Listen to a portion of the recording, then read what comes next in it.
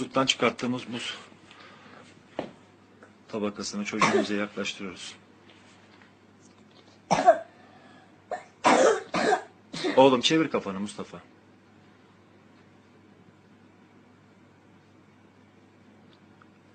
Buza yakın nefes almasını sağlıyoruz.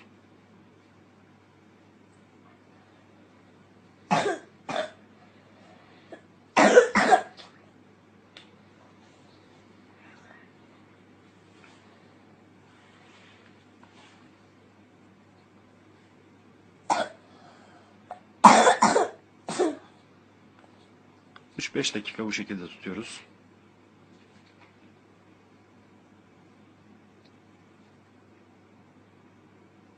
Buzlar anında etkisini gösteriyor.